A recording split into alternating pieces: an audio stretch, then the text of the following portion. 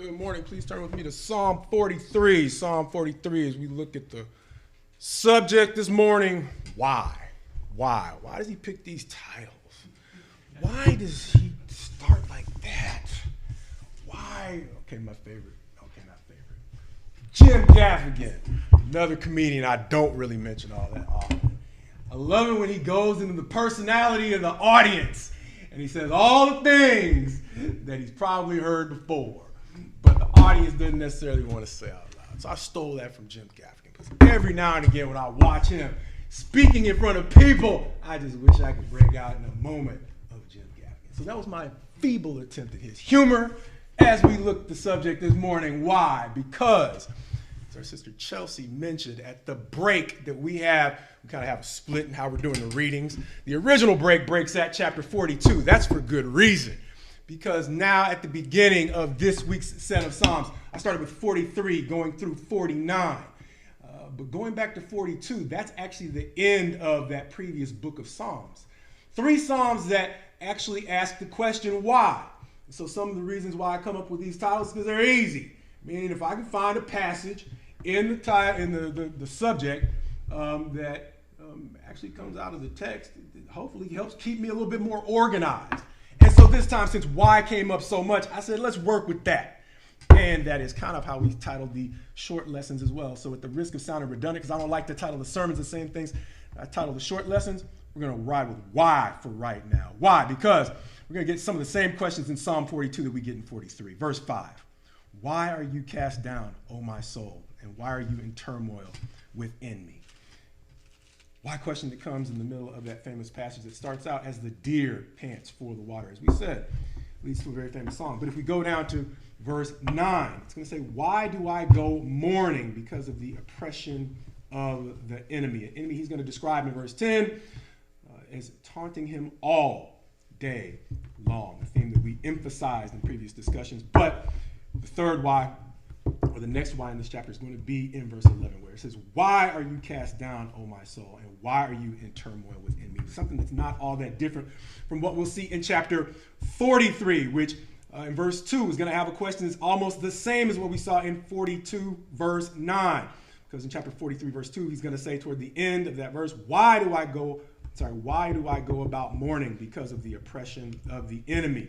A question that comes after another why. Why have you rejected me? Now, that's getting a little bit different. He's getting to a different perspective in terms of what we saw, or different from what we saw in Psalm 42, but it's not all that different than what we saw in David's Psalms, or Psalms directly attributed to David. And we said those were similar to some sentiments we saw out of Job, who felt personally rejected by God. He's going to go on in Psalm 43 to ask, again, why are you cast down, O my soul, and why are you in turmoil within me? Once again, a question that is very similar to that famous question back from Psalm 42. However, that's not the last time we'll hear him ask why. It's going to happen again in chapter 44, where in verse 23, he's going to start with, awake. Why are you sleeping, O Lord? Rouse yourself. Do not reject us forever. Why do you hide your face?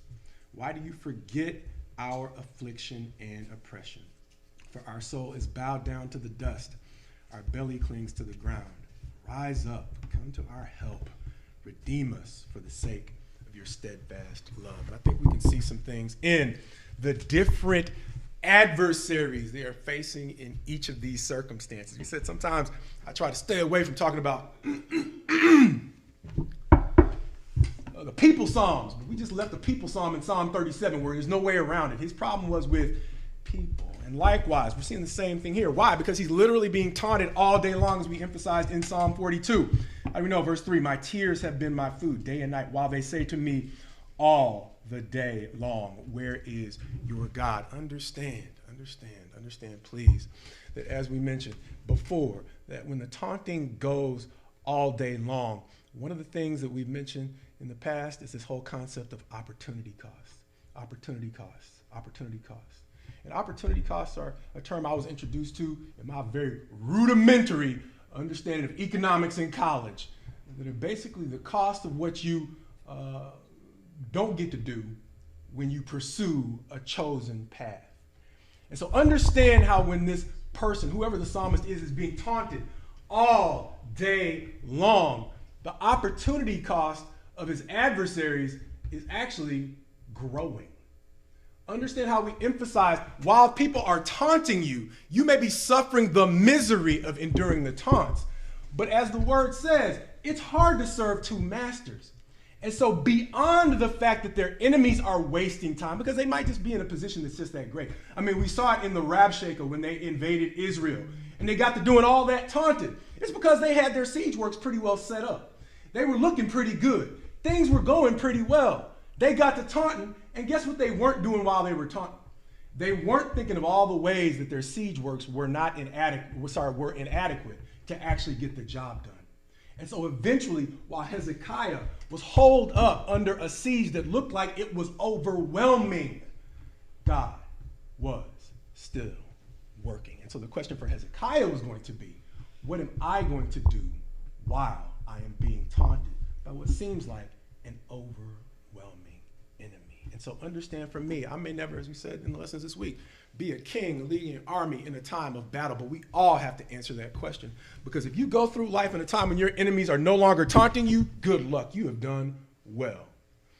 But there are going to be times when you're going to have to answer that question. How am I going to be, or who am I going to be when my enemies are up, spiking the ball on a victory they really don't see, they haven't won yet.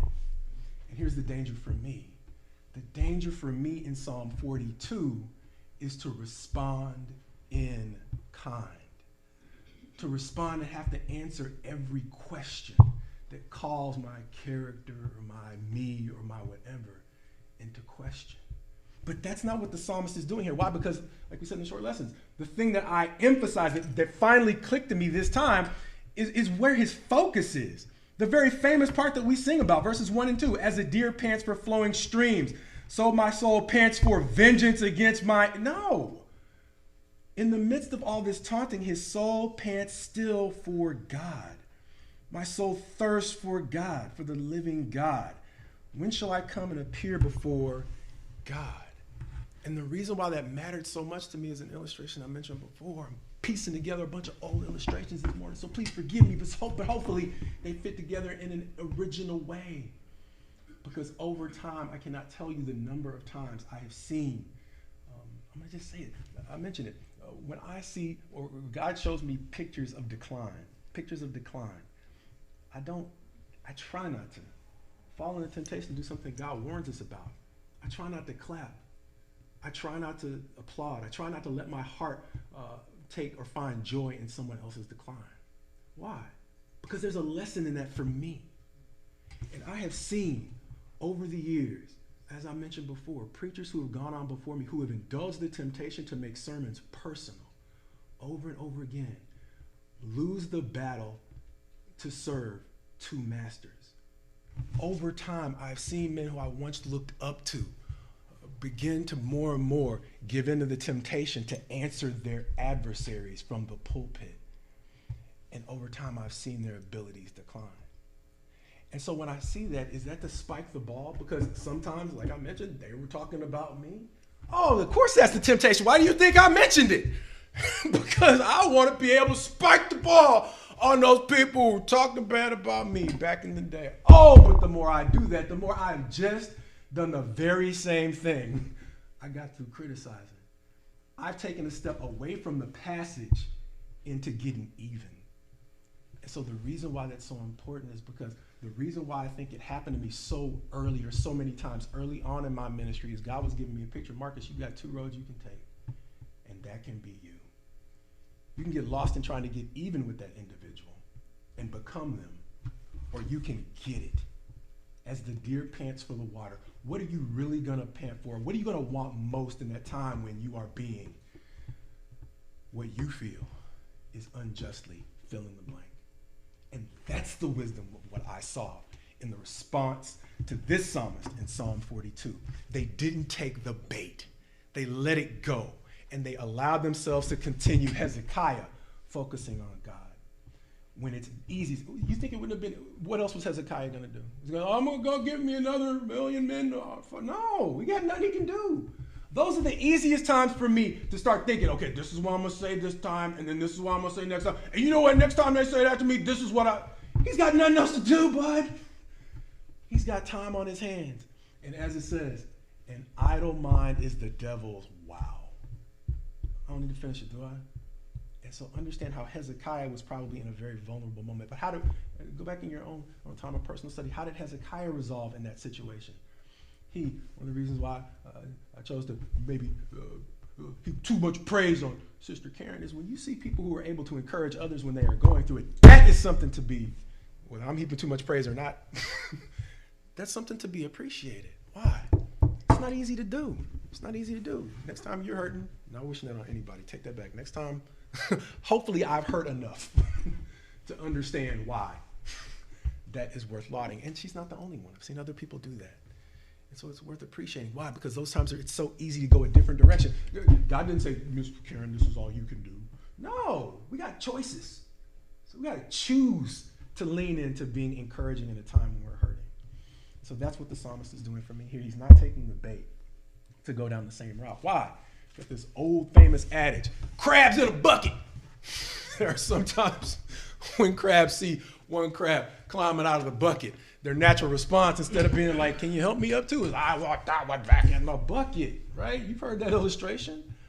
And so that's the danger in Psalm 42. The danger in the taunting is they don't have to pull me back in the bucket. They're inviting me to turn and walk back into the bucket and engage in a conflict that does not help me focus on the fact that God is still waiting. And so that's the tragedy in these situations, is that it's not me, as they're fond of quoting the passage. Of course, it's a great passage, like we said. But the whole concept of, nothing can snatch us out of God's hand. But Satan is amazing at convincing us to walk smooth out of what has never been a hostage situation. And so in Psalm 42, we are seeing the ways in which he lays traps that convince us to walk smooth out of a salvation that we can't be snatched up out of. And so in Psalm 43, we're going to see another way, because it's not the same enemy. It's not the same enemy. It's not the same enemy. In Psalm 43, he starts with a prayer as opposed to the inquiry. Vindicate me, O God, and defend my cause against an ungodly people. From the deceitful and unjust man, deliver me. For you are the God in whom I take, boom, refuge. I say boom, refuge there because I'm cheesy. People say cheesy stuff like that. But it's boom, refuge, because for 2 runs through the Psalms now, we've emphasized refuge and being a stronghold as a theme. And so here it is again. And here it is again, whether it's the same psalmist or not, it seems like they get it. Why? Because if you go on to verse 3, send out your light and your truth. Let them lead me and bring me to your holy hill. Understanding that the danger here is slightly different. We've described it before as sometimes I can get locked in a prison of my own fiction to the degree that I prefer safety to the drama and the persecution that comes along with telling the truth.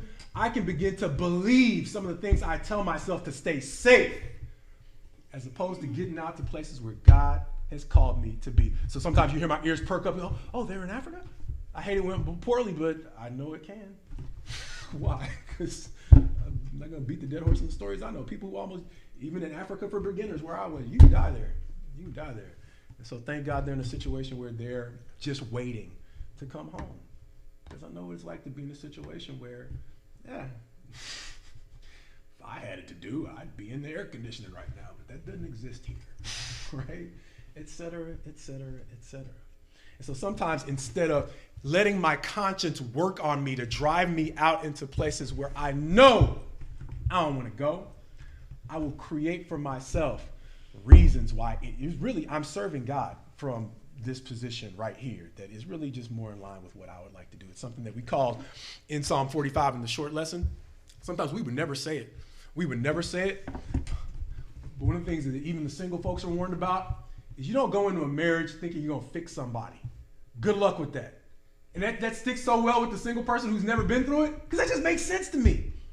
But understand how, as the body of Christ, we are described as the bride of Christ, and we are tempted to do the same thing. We are tempted to go into the relationship realizing all the bennies, the benefits that go along with being a Christian. Heaven sounds cool. If it only didn't have this part of, right? And so even though you know you can't go into a marriage with the whole hope of fixing your spouse into being something they just aren't, they're letting you know who they are. Sometimes we come into church and we're gonna fix, I'm about to get real country. We're gonna fix Jesus. We're gonna fix him because he got a couple of these things. He got some things, he got a lot that's real right. 90% ain't bad, Jesus. This 10% we're gonna work on. You'll get there though. And if you've ever been, one of the reasons why I can talk about it as a single person is I've been on jobs where you've been there. People gonna fix you.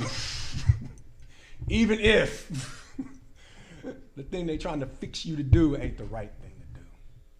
And so if you've been there, whether it's in marriage or in the workplace, you know what it's like to come into a situation that is, like I told you, I went into the job site one time and they're, Marcus, can you help with this, and that? And I got there and after a couple of months, I was like, oh, wait a minute. You guys have a great policy for, we don't want to, I'm paraphrasing, we can't do that.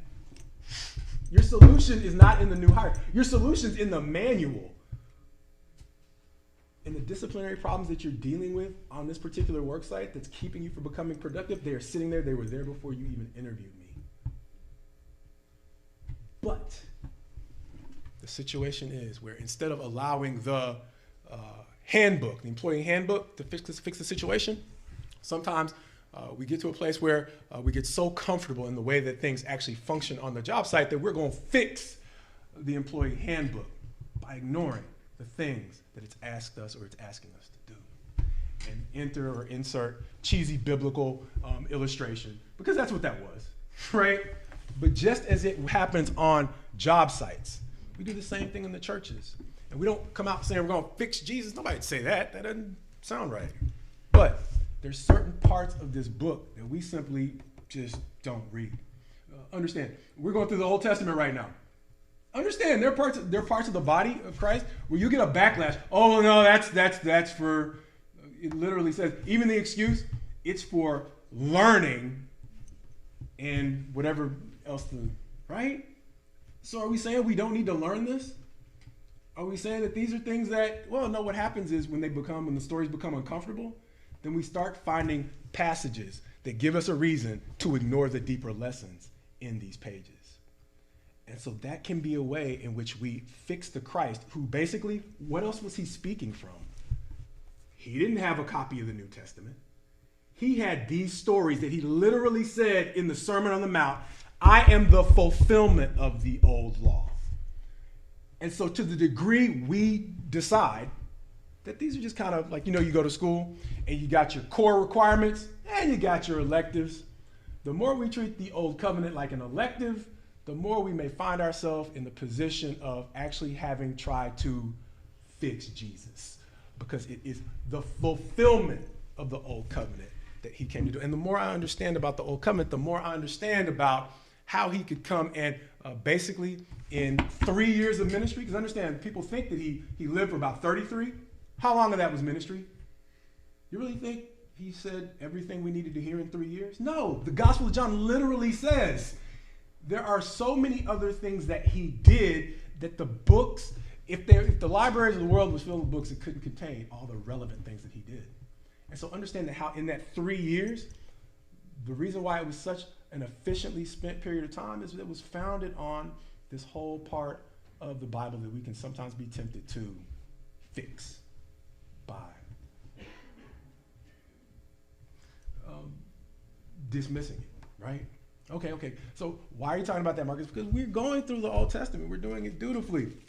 But my concern is that in going through chapters like Psalm 43, where it says in verse 1, he's asking for vindication and defense against an ungodly foe, from a deceitful and unjust person. He's asking for deliverance. Sometimes it's not the external enemy that's deceiving me. Like we said, sometimes it's me trying to find an easier way to reconcile, like I've said in past weeks, something that's coming up over and over in the Psalms.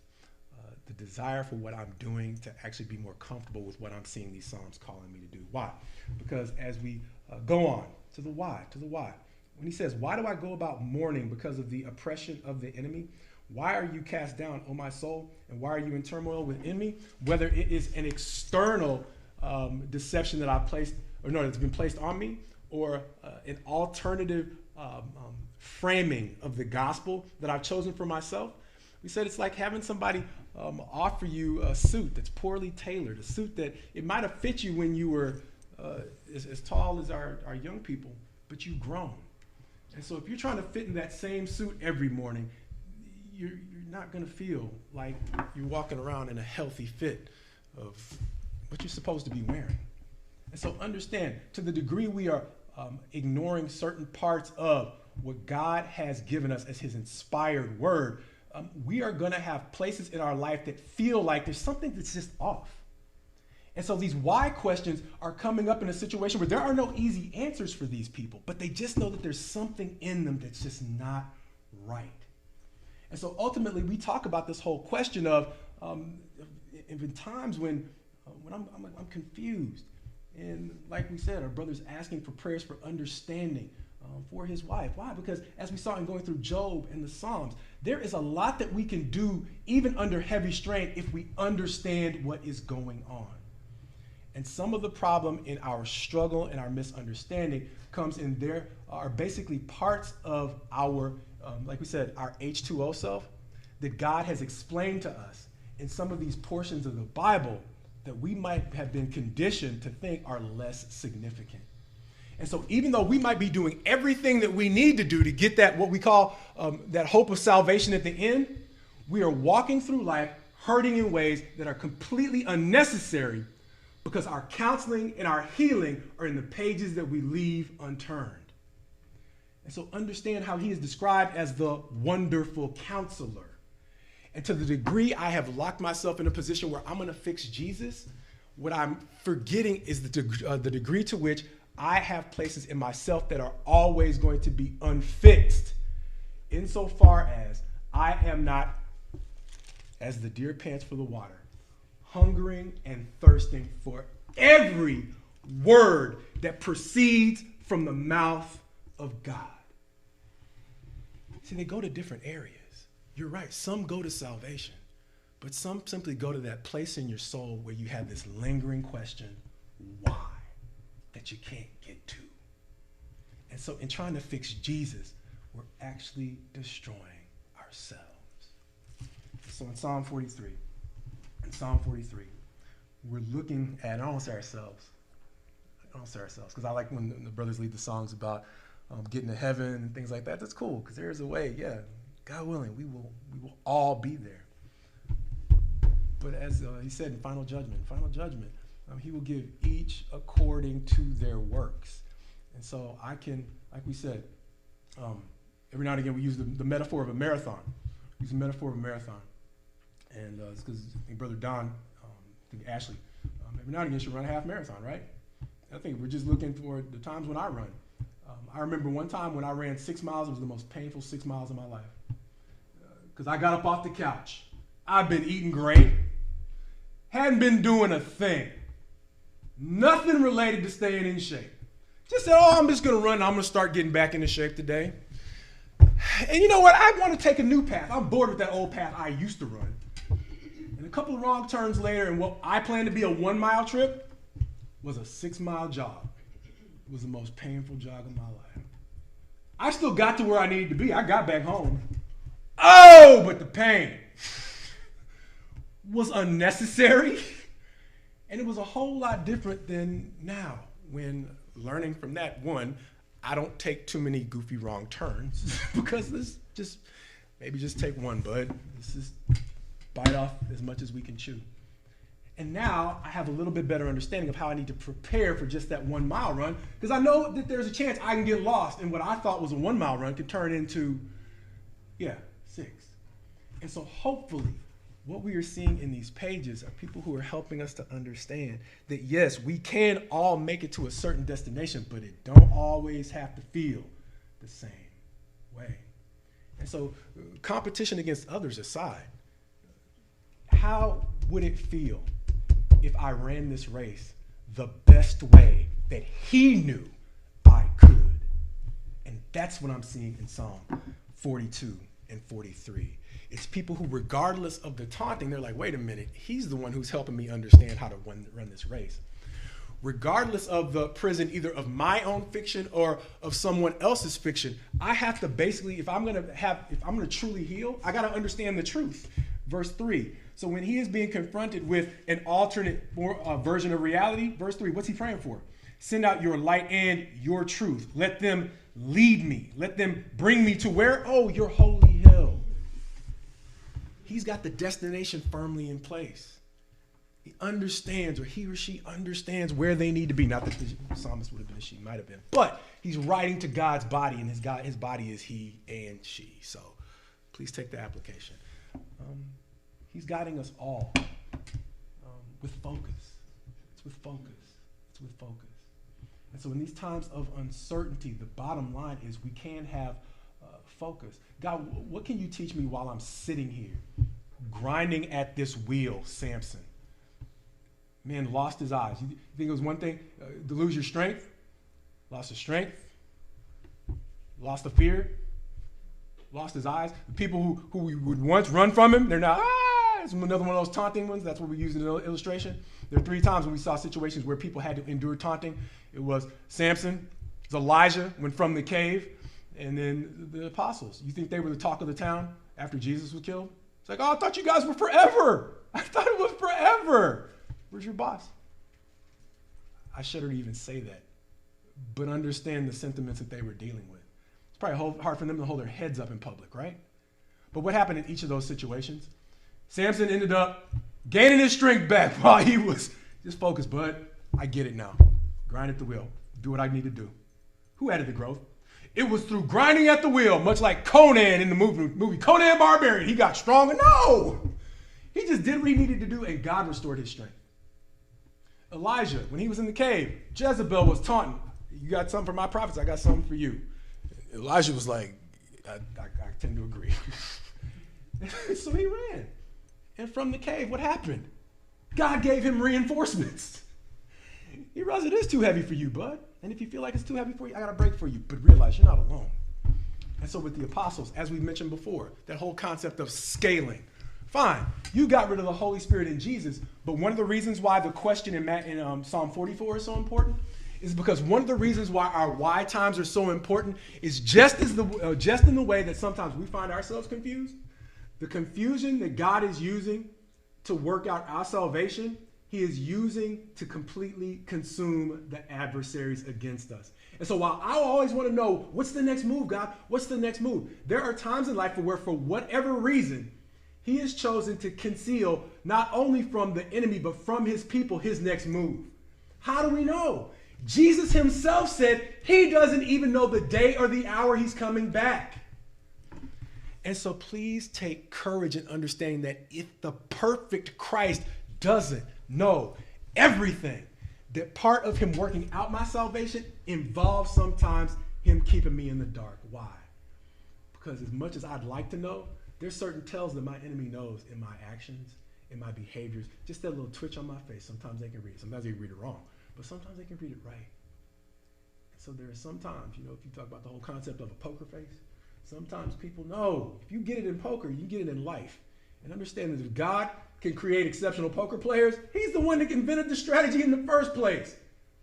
There are simply times where he knows, I know you got a great face, bud. You can conceal it, but there's some things you're hurting on an emotional level where this is not something you can conceal from a devil that's been around thousands of years. See, it's one thing for me to be able to conceal it from a person, but what's behind a person who may be causing me trouble is a spiritual entity that once again has been around for thousands of years. And so God willing, in going through our Psalms this week, we are hopefully being able to take the encouragement that says sometimes God's keeping me in the dark because that's the best way to save me from what I am facing in life. And so when we get to those passages where he says, verse 23 in chapter 44, why are you sleeping, O Lord? Rouse yourself. Do not reject us forever. Why do you hide your face? Why do you forget our affliction and oppression? That is going back into a misconception. Do you really think that God is sleeping? It literally says he doesn't sleep. But life can drag me into some places where The things I know, like we say, from a place of comfort, they become a mystery to me in a place of misery. And so if I begin to understand that God's silence is not always a sign of his displeasure with me, then I can begin to find sometimes, God willing, encouragement in the fact that he is not talking to me. Insofar as I can do, okay, what are some of the healthy things I can do? Marcus, give some healthy things we can do. Understand what they did in Psalm 44. Okay, well, let me go back and do a diagnostic. Is it all the enemy's fault? Is it always the Philistines? Is it always the such and such? No, let me go back, just in case it's me, like we said with David. Verse 12. Hey, sorry, give me a pause. I'm trying not to preach that whole passage because time, but let me just work my way there. All right, Psalm 44. He starts off with a history lesson between verses 1 and 3. Okay, the fathers, they told of all your great deeds. And in verse 3, how not by their own sword did they win the land, nor did their own arm save them, but your right hand and your arm. So what about us? We got our focus in check. We know we got to have our focus in check. God, you are my king, O God. Ordained salvation for Jacob. Through you we push down our foes. Verse 6, for not in my bow do I trust, nor can my sword save me. So I'm not just relaxing or relying on what the older generation did. I'm relying on the fact that I have to make that my path too. Okay, so check on those two things. I think you've asked us to do that. We're doing that. So what else is going on? But verse 9, but you have rejected us and disgraced us. Now they're going back to that place. We're going back to that place where it's easy to believe that God is actually the one who is against us. It might not be the case. It might be, but it might not be. You have made us, verse 11, the famous passage, you have made us like sheep for the slaughter and have scattered us among the nations. You have sold your people for a trifle, demanding no high price for them. You have made us the taunt of our neighbors, the derision and scorn of those around us, a recurring theme, going back to, like we said, Psalm 42. You have made us a byword among the nations, verse 14, a laughing stock among the people. All day long my disgrace is before me, and shame has covered my face. Skipping down to verse 17. One of the reasons why they're so confused is all this has come about us, though we have not forgotten you. Our heart has, verse 18, not turned back, nor have our steps departed from your way. Those are three things that if you really just break that down, I read it kind of fast, but those are three classic places where they can go wrong, where your relationship with God can go wrong. One, forgetting him. They haven't done that. They stood out at the very beginning. They appreciate the way that he guided their forefathers, and so they've decided to make God their focus as well. Beyond that, they have not been false to their covenant. Like we said, that whole concept of trying to fix Jesus. God, we're not trying to fix you. We're not just trying to do the parts of the law that we like. And why was that? Why did that matter? Why? Because by the time we got to the new covenant, I said in the old lessons, from the time Israel left Egypt to the time Jesus had his final argument with the Pharisees, they had some things that they really liked about the law. But then there were those other parts. And that's where they were trying to fix God. And so understand, we're right here. They're saying we have not been false to your covenant. We're not reframing your words into something else that's a more comfortable fit. And so understand, there's power there. Because it seems that they are worshiping him in sincerity. They're not trying to fix him, but they're still hurting. Our heart has not been, verse 18, our heart has not turned back, nor have our steps departed from your way. And beyond the study, beyond the focus, what are we actually doing with our lives? And so they're hidden, like we said, all three of those things. When we saw David confessing, and he was confessing thoroughly, he was confessing his sin, his transgression, and his iniquity. They are not having certain places of themselves. It seems that they are trying to hide away from where God needs to enter. They're saying, my focus is on you. I'm being true to what I see you telling me to do, and I am walking in that way. Why am I still hurting? Why is it still going wrong? And that is the thing that ultimately he's getting to, that if we understand, that like we said, the weebles wobble, but they don't fall down. In Job, in David, and now in these psalmists. And the cool thing about seeing these psalmists and saying, man, that sounds like something David could have said, is we're getting a chance to see it's not just David, it's not just Job. It's like the author said, Elijah was a man just like us, but he prayed and it didn't rain for 3 years. See, sometimes I want to assign these characteristics to super Christians without realizing the super Christian story was written so I can understand how to deal with my why. And that is what we see here. They're going through the checklist. Everything's checked off, and they're still suffering. You're able to have your soul buoyed in times when the waves are crashing over you if you begin to believe that God could be working this out, even your uncertainty, even your doubt, even the things you don't understand, for your salvation. And so as our brother has said before, even as he's coming with prayers again for his wife. Now, it's easy to say, but there are times when I need to be there for him because he's going through it. So one of the reasons why I like offering up, like I say, prayers and congratulations is he shows up all the time, helping to get us started, helping to speak without having to be prompted. He said things that could encourage himself right now, but right now he's going through a situation where they might not be so easy to remember. And so now that he's going through that situation, we're all going through different times, right? God willing, insofar as I'm in a position where I can encourage him, God willing, I can tell you and others the things that I see in these Psalms that help you understand that the thing you're going through, God willing, you believe, is not because God is against you, but he is using the silence to bring about your salvation. And so much like we say, we can have salvation long and salvation short. My prayer for you is my prayer for me, that we look at these Psalms in these times of uncertainty and draw strength from them. Just as Samson was reinforced or regained his strength, grinding at the wheel, waiting for God while he worked, just as Elijah was reinforced from the cave, not with his own strength, but the strength of a team that was mightier than he ever was. You think I killed the priest at, what is it? I don't remember. On Mount Carmel. Now, wait till you get a look at Jehu. You're not going to like that guy. And so you think the cave is oh no, I'm going to show you something else that you could have never imagined when you thought that you just wanted to die under the tree, bud. And so more importantly, with Christ, and the part I didn't leave, when the apostles were hanging their head in shame because their leader, their boss, the one they thought, we really did think he was God in the flesh. We thought he was the Messiah. I'm just going to go fishing. Family went fishing not too long ago. Sometimes you go fishing, things go from bad to worse. But that's not always the case, because God can be seen even that. Because what happened when they went fishing? He gave them an object lesson in the form of a great haul of fish that should have broken the net, but the net didn't break. You think this is a fishing story?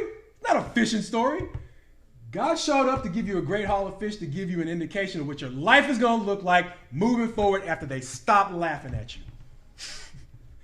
And that's what their life ended up looking like throughout the entire book of Acts. The adversity didn't go away, but they were successful in ways that the enemy could not prevent, as long as they did not accept the invitation to, as we started out, why am I being taunted all day? Don't retaliate, bud. Try to trust God that he's going to deal with it. But your future is rooted in you getting the improvement that you need to get done while they're outside with the bullhorns and whatever, right? Why am I limited? But this isn't the whole truth. I know there's more here that I could be talking about. Don't worry about that. Worry about the growth that God can give you, while a sermon that should be focused on the word is probably focused a little bit too much on you. Worry about the growth that you can have during the times when, just like we said, it seems like God is actually our enemy. But we realize that, just like I think as Isaiah said, his thoughts are higher than our thoughts. His ways are higher than our ways. God willing, we will have the encouragement to believe that insofar as we are willing to it's the cliche now, do the work. We want to use it, but seriously. But do the work of follow the example they followed here in Psalm 44. In that time when your enemy is saying, it's you, yeah, maybe it is me. And then go back and realize that as long as I'm on the path that God is calling me to be on, that he is the one who is going to take over in his timing, right? And so these Psalms that are talking about waiting over and over again, they're not just idly talking about waiting. They're each individually giving us an incremental bit of information on how we can wait more effectively. And so as we look to the end of that race, yes, God willing, we all get salvation. But God willing, in these Psalms, as they are giving us, as Jesus said, as he was instructing Peter, Peter, do you love me? 3 times he asked him. What did he tell him to do after Peter probably could have never unfelt the shame of denying the Christ 3 times? But 3 times he told him to go feed my sheep. And so just as he told Peter to feed his sheep, once you God willing, I'm trying to get to a point where I'm not trying to give you all the word at once, because that's, it's the temptation. To give you too much, then nobody can retain anything. Everybody goes home and is like, what did you just talk about? Apologize. Maybe just break it up into a segment and understand that the wisdom in a teacher like Peter comes in understanding that, much like we have here in the Psalms, sometimes he's just giving you what seems like another version of the same lesson. Oh, but it's really 3 different chapters asking the question why, each incrementally giving you a different bit of wisdom that can really help improve your life. So as we close, God willing, this is the close. My prayer for you is my prayer for me. God willing, we begin to be able to look at God's silence. The more we use our times of waiting, do some self-examination. As we talk about, on the first day of the week, every one of you is to lay by and store. But other than the collection, what is one of the things that we have communion every week? What's one of the advantages of doing that every week as the churches of Christ? Let a person examine themselves. We say it every week, and we can lose the value in it. And so insofar as, yes, we do have the hope of eternal salvation, when you find yourself in a holding pattern, let us not worry about what the truth that's being imposed upon us is. Let us not worry about what the taunting is. Let us examine ourselves so that this word can help us run this race with as little pain as possible. God's best to you as you go forward in him. Any other announcements? One correction. I said as little pain as possible. She said little needless pain as possible. Maybe a bit bigger.